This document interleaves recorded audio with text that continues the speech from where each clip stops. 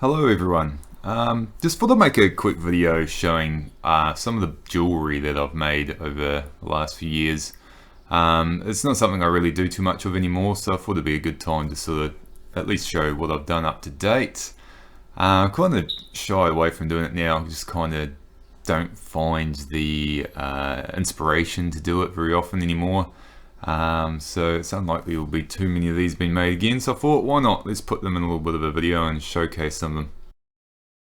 So the idea of bullet pendants and bullet jewelry, bullet shell jewelry, it wasn't exactly an original idea, but I was just trying to use it as a way to recycle and repurpose old bullet shells that I'd collected from a local gun club.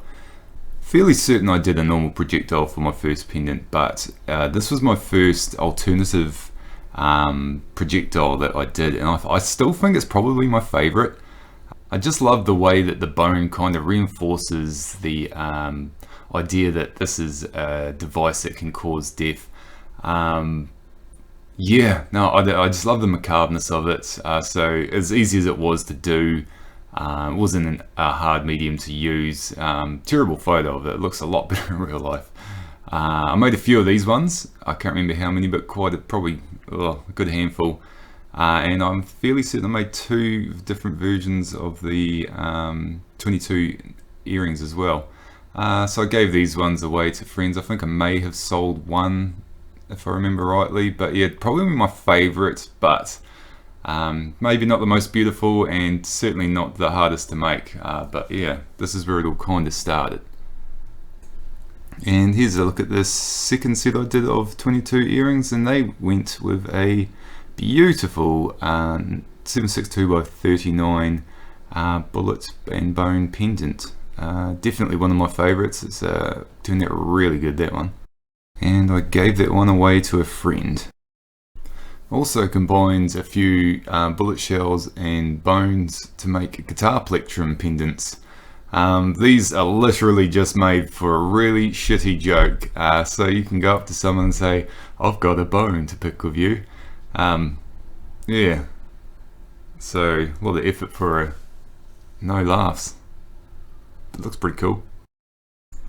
Also made a flesh tunnel out of 12 gauge shotgun shells. This one's pretty cool. Like, you wouldn't be able to wear it all the time because it wouldn't be good for your skin, but it actually was magnetized, so it opened up and you could put contraband inside it. Very cool. So this one here is a 9mm with Pornamu, or jade, or greenstone, however you like to call it.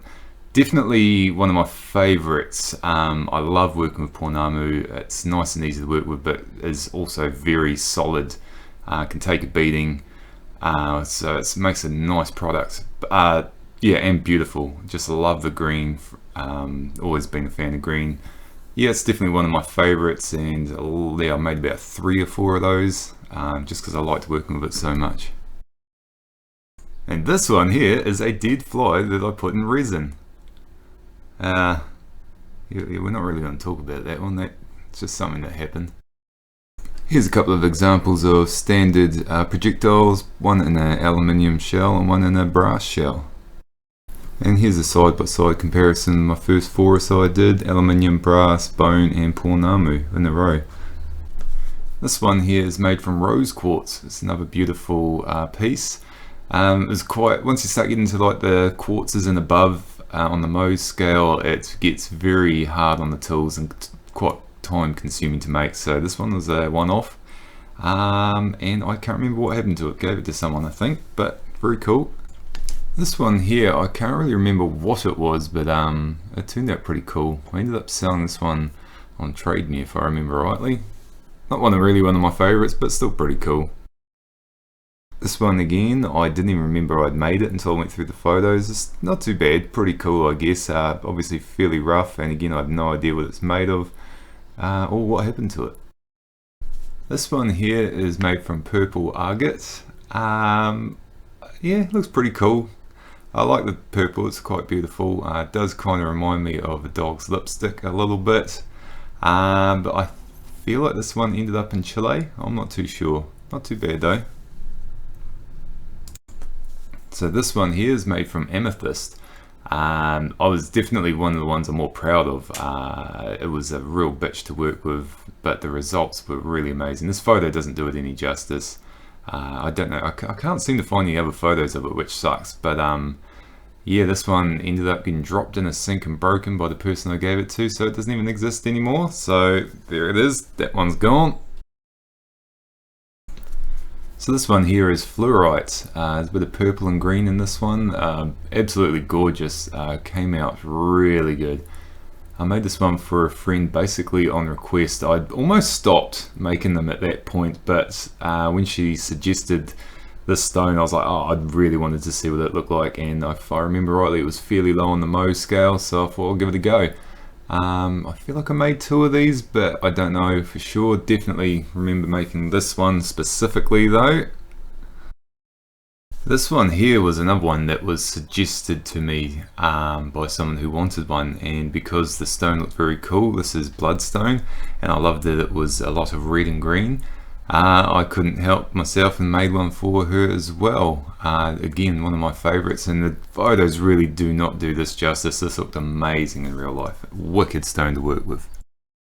This one here, believe it or not, is real silver. I made this with the help of a jeweler friend of mine. Yes, obviously silver for, you know, hunting werewolves and whatnot. I was going to make a whole bunch of these, but due to the cost and no one ever buying any of my stuff anyway, I decided it wasn't worth it. But yeah, this one I ended up giving to the jeweler who helped me make it, so thank you, Katie. Enjoyed that one. This one here may be the last one I ever make. I've got one more idea for one that I will eventually get around to maybe. But this one I made for a really good friend of mine, Matt, as a thank you for a lot of hard work he'd been doing for me lately, and just for being a good cunt in general. This one here is Hematite, which was a real fun stone to work with. Very hard to get polished up nicely, but and it's also a 9 by 21 rather than 9 by 19, just to make it extra unique. The only one I've done like that. And yeah, so cheers, Matt. Hope you like it. So this one here I spent a lot of time on. This was a present as a request from my sister-in-law for my nephew for his birthday. This is his birthstone, which is Opal. It was originally going to be a bullet pendant, but just the way that Opal works, it was very hard to sort of use to carve into that shape without spending a shit ton of money getting a nice piece. So I actually managed to get a piece off my jeweler friend from the last project, which I was supposed to just be practicing on, but I really liked it and ended up cutting it into small pieces and fitting it inside this, what was actually an old barrel nipple, which just happened to perfectly fit the 12 gauge shotgun cartridge on the back, and everything just, yeah, worked out pretty cool. I really enjoyed the way this turned out, and yeah, I hope Ziggy appreciates this later on in life.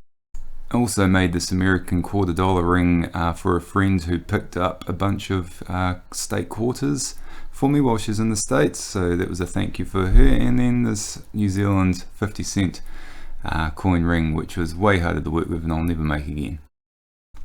And this last one here is made for one of my best friends. It's bone in the backgroundy part there, power shell at the main big circle. Then the second one in the middle there is a piece of brass in the middle, and then that is wrapped in copper, and then the top one is Pornamu again. That was a really fun one to make. I'm actually pretty stoked at how clean the lines were. I thought I'd be a lot worse at it than that, but yeah, no, it looks pretty cool, and very unique little necklace. Anyway, I hope you enjoyed this little video. Yeah, there's probably plenty more to come at some stage, but I'm sort of shying away from this sort of stuff at the moment, so yeah, we'll see how it goes in the future. Thanks for watching. Bye!